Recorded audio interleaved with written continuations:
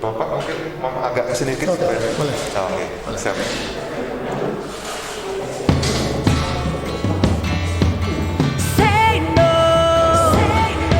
Say no to narkoba.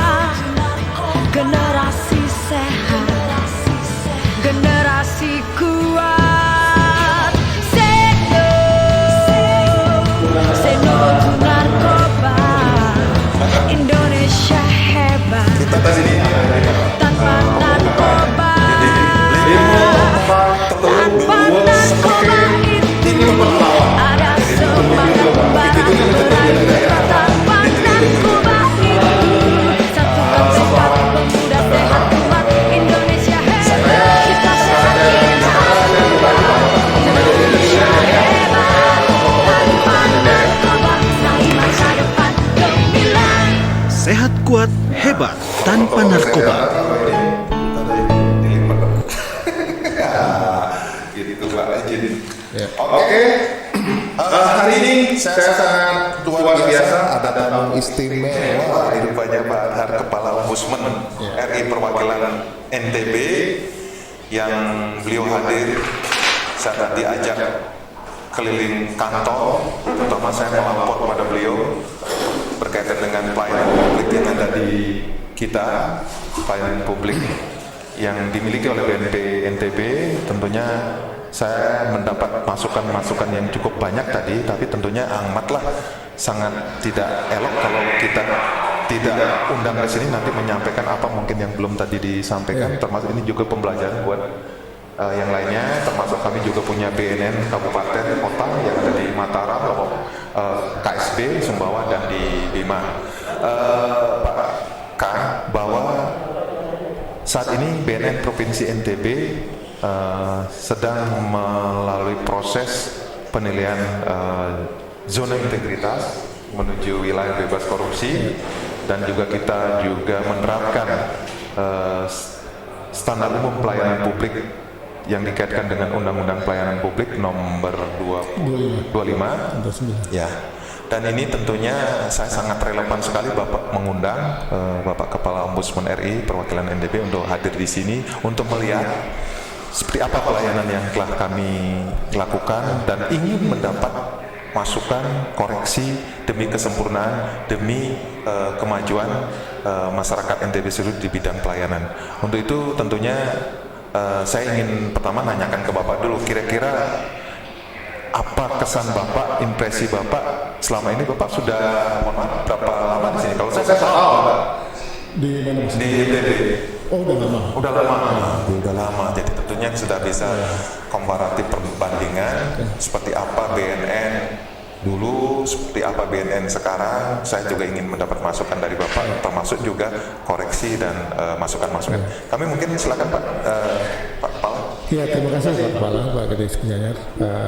Pertama tentu kami memberi apresiasi pada usaha keras yang sangat terlihat dari Bapak dan staf di BNP Provinsi NTB ini. Saya lihat, saya melihat itu sebagai sebuah proses kerja yang menunjukkan satu indikasi kesungguh-sungguhan Bapak sekalian tidak saja membangun organisasi, tapi membangun roh yang menghidupkan organisasi itu. Mungkin Pak biar dilihat wajah Bapak ya, kita nggak komen aja gitu. Kalau wajah saya sudah terlalu sering di ini, tapi beliau mungkin banyak yang belum tahu siapa beliau itu Kepala Ombudsman. Baik, terima kasih. Saya Silakan. Jadi standar pelayanan publik atau kemudian konsep WBK BBBN yang sedang juga Bapak dan kawan-kawan kejar, itu kan sebenarnya lebih dari sebuah yang sifatnya institusional, tapi dia roh yang untuk menghidupi apakah organisasi ini, institusi ini benar-benar memiliki satu jiwa dalam melayani. Oke. Percuma kita misalnya, ini saya perumpamaan gedung megah dengan peralatan yang serba canggih, tetapi kita nggak punya satu marwah, satu roh untuk pelayanan. Maka itulah kita bicara tentang pelayanan publik, kita bicara tentang WWK, WBBM yang sedang kita. Nah, secara struktur berpikir juga saya ingin mendorong bahwa dalam konteks menyusun itu semua kan itu sebenarnya cita-cita kita bersama, Pak. Kemenpan Reformasi Birokrasi menetapkan 9 area reformasi birokrasi yang di dalamnya selain regulasi, kemudian tata organisasi, dan kemudian termasuk dalam pelayanan publik. Setelah itulah kemudian Presiden mengeluarkan peraturan Presiden nomor 81 yang sama-sama kita ketahui, 81 tahun 2010 yang menetapkan 3 wilayah inti, Pak, untuk reformasi birokrasi. Selain memang kapasitas organisasi, kemudian wilayah bebas korupsi, dan kemudian pelayanan publik. Nah, 3 inilah yang dikerucutkan dalam peraturan Permenpan, kira-kira begitu, Pak, nomor 58 tahun 2014 tentang BPKB itu, Pak. Yang di dalamnya itu termasuk salah satunya adalah pelayanan publik. Nah, kita tadi sudah keliling di ruangan Bapak, mulai dari front office, pelayanan, sampai ke ruangan-ruangan yang paling tersembunyi, yaitu Selama ini mungkin di tempatnya ya, nggak sembarang orang berani bertampil kan? tempat tahanan. Kenapa saya mengatakan begitu? Tetapi meskipun antara ruang paling terbuka di front office sampai kepada ruangan yang paling tertutup di ruangan tahanan harus tetap Say no, say no to narkoba. Generasi sehat, generasi kuat. Say no to narkoba. Indonesia hebat tanpa narkoba. Tanpa narkoba itu ada semangat membara meraih cita. Tanpa narkoba itu satukan tekad pemuda sehat kuat. Indonesia hebat, kita sehat kita kuat. Indonesia hebat tanpa narkoba. Nahi masa depan gemilang. Sehat kuat hebat tanpa narkoba. saya ombudsman, basis saya adalah undang-undang pelayanan publik dan undang-undang ombudsman. Maka konteks saya berbicara tentang pertanyaan Pak Kepala tadi juga dalam konteks 2 regulasi itu. Siapapun dia, selama dia dalam wilayah pelayanan oleh negara, tahanan kan sedang dilayani. Dilayani dalam makna diluruskan jalannya. Menjalani proses kriminal justice community sekarang ini. Dan dia belum juga ada putusan masih berproses kan? Meskipun dia nanti sudah jatuh putusan kira-kira, apalagi yang belum, itu tentu masih dalam wilayah ruang pelayanan publik. Jadi di lapas juga masuk. Kami sering masuk beberapa hari lalu kawan-kawan dari lapas datang ke kantor kita dalam hal yang sama, meminta bantuan kita untuk sama-sama membangun konsep BPKB itu. Karena Bapak, kami seringkali temuan-temuan pimpinan kami di Jakarta, Prof. Adrianus itu kan sering tiba-tiba datang ke Sukamiskin, datang untuk melihat itu, Pak. Oh, Pak Adrianus itu orangnya beliau teliti itu. Kebetulan beliau ada waktu di PPK kita sering mengunjungi barang siswa ada beliau Pak Adrianus sama beliau. Tapi itu memang di lapas Mataram, saya lihat juga kepala lapasnya juga sekarang lagi gencar-gencar. Betul. Joni Betul. Bahkan kemarin sempat paparan di depan Forkompinda hari Selasa kemarin, saya lihat banyak inovasi pelayanan yang diberikan. Misalnya ada ruangan untuk dokter yang mendatangi napi memastikan bersehat, ada ruangan radio intern itu yang ini luar biasa. Itulah dia. Maka konteksnya negara harus memberikan pelayanan hatta kepada tahanan. Tahanan. Karena mereka tetap mendapatkan haknya untuk dilayani seperti juga orang-orang lain yang bebas. Tentu dalam wilayah pembahasan yang berbeda. Karena mereka tahanan, maka di dalam itu juga harus diperhatikan untuk menghindari semaksimal mungkin perbuatan-perbuatan maladministrasi, misalnya perbuatan yang tidak patut, pelanggaran hukum, kan gitu Pak, atau perbuatan-perbuatan sifatnya diskriminatif dan lain-lain. Oleh sebab itulah ruang tahanan meskipun setersembunyi apapun, tetapi dia tetap dicapai oleh apa yang disebut dengan standar pelayanan publik Pak. Oke, sekarang saya paham. Jadi semua, jadi saya tidak akan ragu-ragu sekarang. Di mana di ruangan tahanan kita menyiapkan ada semacam siraman rohani menggunakan digital, karena itu juga kebutuhan dia dalam rangka secara psikologis. Jangan sampai nanti mereka di sana melakukan hal yang tidak diinginkan. Apalagi kan konsep-konsep LP sekarang kan sudah diperbaiki. Beda betul dengan konsep-konsep zaman dulu yang disebut dengan bui itu Pak ya. Manusia betul-betul berada pada posisi yang paling hak yang paling rendah. Betul. Sekarang kita mengembalikan masyarakat bahwa mereka masalah ya di tempat publik mengedarkan itu dan mereka wajib dijatuhi hukuman. Itu pasti. Tapi ketika dalam menjalankan kewajiban yang menjalankan hukuman itu memang juga tidak bisa semua haknya itu sebagai warga negara hilang. Yang kedua juga yang ingin saya sampaikan, wilayah kerja BNN ini kan kalau garis besarnya kan ada 2 wilayah Pak. Betul. Wilayah administrasi, ketika Bapak melayani orang-orang yang datang ke sini untuk minta pelayanan, apakah itu rehabilitasi, apakah itu surat keterangan bebas bersama narkotika dan lain-lain, dan juga wilayah penegakan hukum. Dalam konteks wilayah penegakan hukum, maka berlakulah ketentuan hukum umum, termasuk hukum acara. Betul. KUHP ya. Di dalam acuan hukum acara itu juga ada ketentuan pelayanan publik Pak. Ada ketentuan pelayanan publik karena kami mengartikan ruang hukum acara itu adalah pengadministrasian kepada hal-hal yang sifatnya material Pak. Maka di dalamnya ada undang-undang, ada ketentuan pelayanan publik. Misalnya seseorang kalau dia ditetapkan sebagai dalam suatu ketetapan dalam suatu status, maka dia punya hak apa saja. Berapa lama dari penyelidikan itu seperti berapa lama, kemudian dia berhak atas apa saja, kan gitu Pak ya. Karena saya potong sedikit mungkin di KUHP itu sebenarnya sudah diatur hak-hak dan kewajiban dari masing-masing pihak dan itu juga di sana di KUHP itu sudah mengacu ke pelayanan dan mereka sudah diatur. Jadi Bapak memastikan bahwa itu sesuai itu jalan. Karena di dalamnya ada hal-hal sifatnya administrasi. Dia disampaikan hak-haknya seperti itu. Maka kami juga dalam proses pengawasan itu melakukan apa yang disebut dengan survei tentang kepatuhan hukum Pak. Bukan survei kepuasan masyarakat yang selama ini tidak ada survei tentang kepatuhan hukum di kepolisian, kejaksaan. Kami kemarin baru merilisnya Pak. Bahkan di LP Pak. Bahkan di LP. Acuan-acuannya ada yang kami lakukan. Mungkin kalau nanti Pak Kepala berminat, item-itemnya bisa kita share Pak. Bisa kita share. Siapa tahu saya dengan senang hati misalnya BNN Provinsi NTB menjadi yang paling pertama misalnya kan gitu.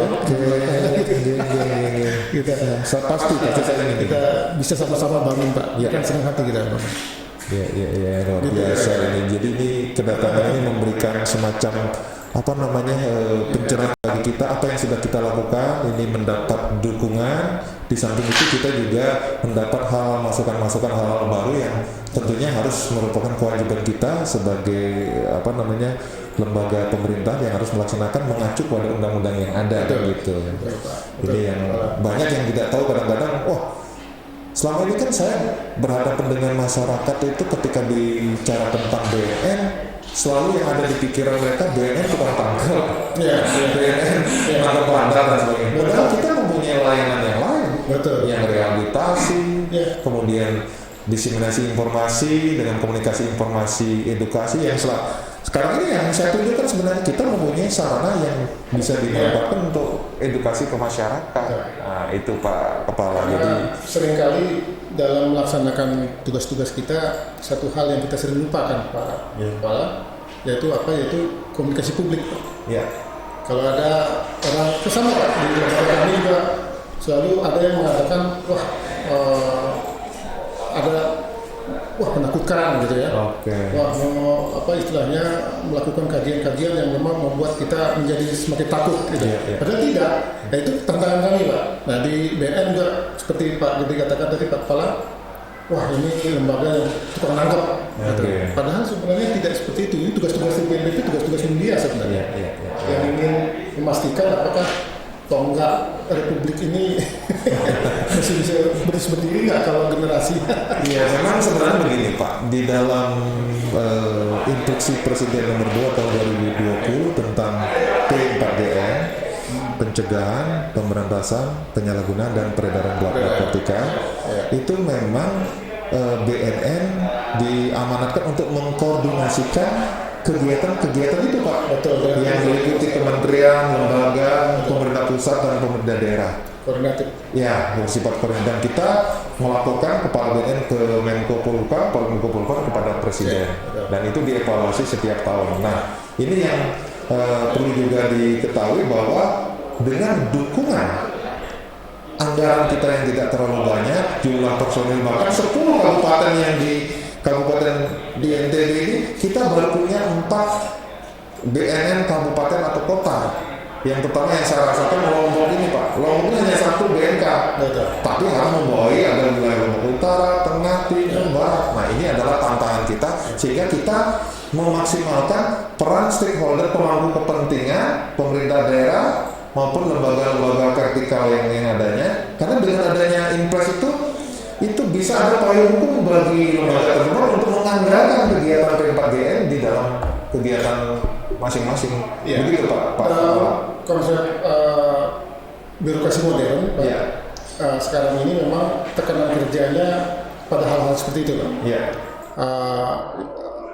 Ada gium, low budget, Siap. high impact. Oke. Budget yang rendah tetapi impact yang tinggi. Ya. Maka dalam WBK BBBM ini 6 titik yang sangat berpengaruh itu salah satunya menghadapi adalah inovasi Pak. Inovasi Pak. Sehingga Bapak bisa membuat studio mini di tempat yang dulu gudang dengan anggaran yang terbatas, low budget Pak. Siap. Tetapi impactnya pasti high impact. Ini inovasi Pak. Inovasi, makanya saya apresiasi. Nah, yang inovasi inilah dinilai cukup tinggi Pak dalam WBK BBBM. Selain titik-titik lainnya. Tentu saja di dalamnya juga ada unsur-unsur pelayanan publik. Lalu juga yang ditekankan juga adalah apakah kita ini ramah IT atau enggak. Nah itu mengenai ramah itu aduh tantangan yang kita hadapi luar biasa. Ketika saya tahun kemarin masuk ke sini, humas hanya 1 orang. Kemudian peralatan kita mohon maaf terbelakang belum IT minded. Saya mencoba untuk menggugah mereka dan sampai sekarang alhamdulillah cukup ini Pak meyakinkan seluruh anggota jajaran kita bahwa kita memang harus ramah terhadap IT menghadapi perkembangan dunia sekarang ini kan IoT, Internet of Things, Big Data. Sekarang ini 4G bentar lagi sudah 5G. Dan itu memang dan satu lagi yang menarik Pak, ini yang mungkin perlu saya laporkan Bapak. Upaya yang saya lakukan sebelum COVID itu sudah mulai Pak. IT sudah mulai kita, medsos sudah mulai. Nah ketika ada COVID ini, ketika kita tidak boleh lagi mengumpulkan masyarakat untuk berkegiatan, kita lewat internet, lewat media sosial, kita bersiap Pak. Udah nggak gagal lagi. Jadi itu keuntungan yang menurut saya, waduh ini berkah sekali buat kita. Kita sudah siap. Kita sudah mempersiapkan situasi ini gitu. COVID, kalau kami mengartikan dalam institusi kami, lembaga kami, COVID ini sebenarnya suatu kejadian, satu fenomena yang memverifikasi kepada kita semua, termasuk Bapak, termasuk saya, sebagai penanggung jawab sebuah institusi, apakah kita sudah siap untuk menghadapi apa yang disebut dengan disruption itu, Pak? Oke. Disruption ini kan suatu kondisi tidak normal yang kita mau tidak mau harus tangkap terhadap kebutuhan-kebutuhan IT. Kita sekarang bisa Zoom meeting dan macam. Siapa nyangka kita dulu bisa pesan makanan lewat GoPo dan sebagainya, itu kan nggak ada dalamnya, itu kan disruption yang luar biasa. Itu disruption. Nah, ketika COVID sekarang ini sebenarnya COVID mengkonfirmasi Anda sudah sampai pada step mana kesiapan pada disruption tadi? Iya. Nah, dalam skala birokrasi kita yang well terhadap IT tadi, itulah sebenarnya transformasi aksi kita, apakah kita memang benar-benar kepada IT lalu kemudian publik tadi, Pak. Saya menjalankannya di institusi kami itu, Pak. Ya. Institusi kami itu kewajiban misalnya kepada semua asisten, Pak. Ya. Saya tekankan kami punya 12 asisten, semua asisten adalah PR. Maka dia harus bisa, ketika saya seringkali secara acak saja misalnya kepada si A, ada wartawan yang akan saya, dia membawahi bidang A, layani, berikan dia keterangan. Nah, konsep-konsep itu sebenarnya bagian dari cara kita semacam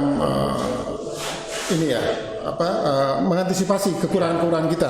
Ya memang saya bicara masalah PR, kebetulan saya mempunyai background yang mungkin sama dengan Bapak ya.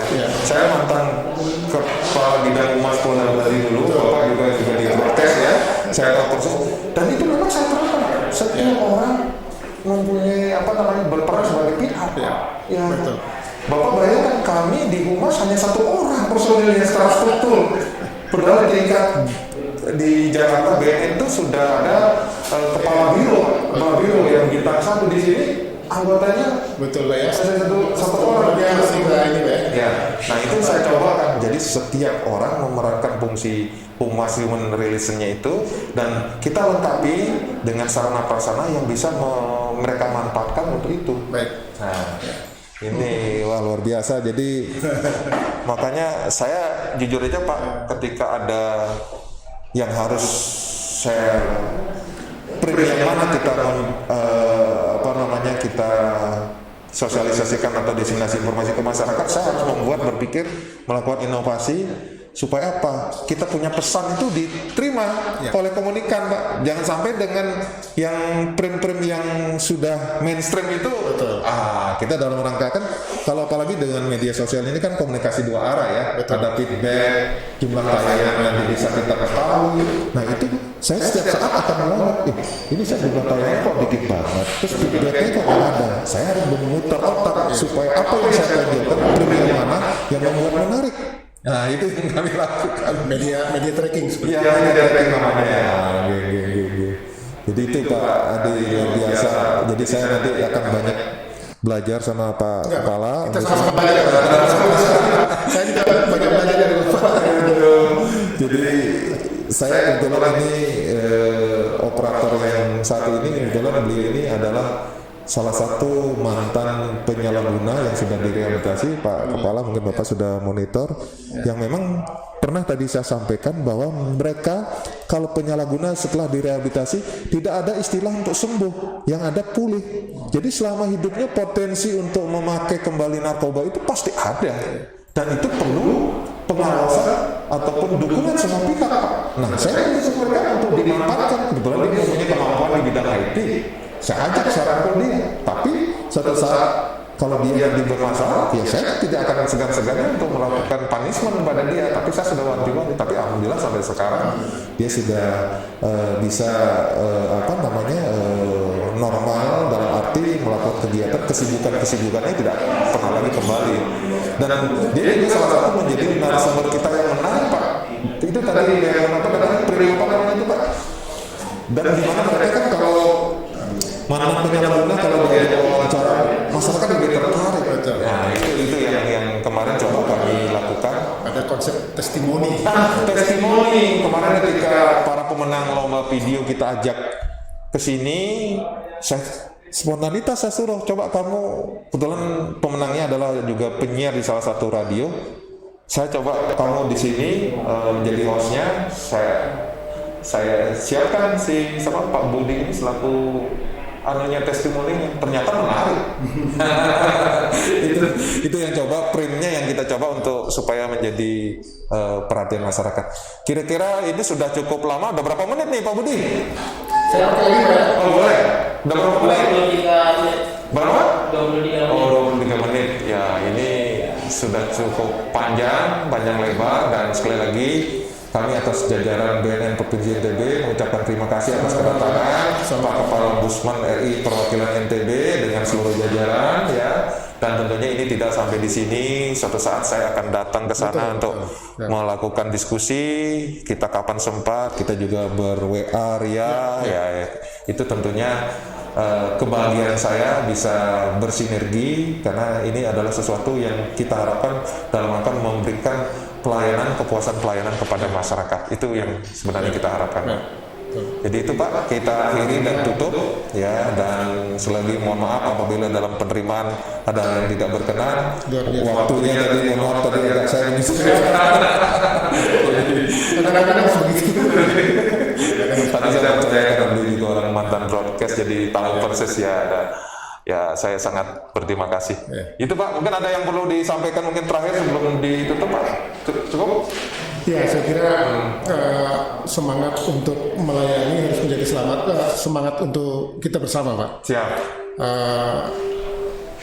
Bahwa BNN ini diadakan atau berdiri, itu salah satunya kan untuk melayani pada publik. Ya, betul. Untuk sama-sama menuju ke negara yang bebas, yang hidup 100% tadi, Pak. Betul.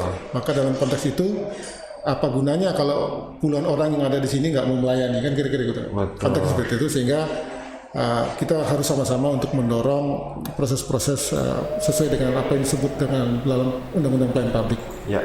Pelayanan semaksimal mungkin menjauhi praktek-praktek maladministrasi, kira-kira gitu. Siap. Aduh, luar biasa. Sementara pencegahan narkoba masyarakat NTB, saya akhiri acara ini. Tentunya tidak lupa saya menutup acara ini dengan tagline dari BNN yang sudah kita ketahui sama-sama di launching tanggal 26 Juni 2020 oleh Kepala BNN RI, yaitu hidup 100%, sadar, sehat, produktif, bahagia, tanpa narkoba. Mantap. Terima kasih.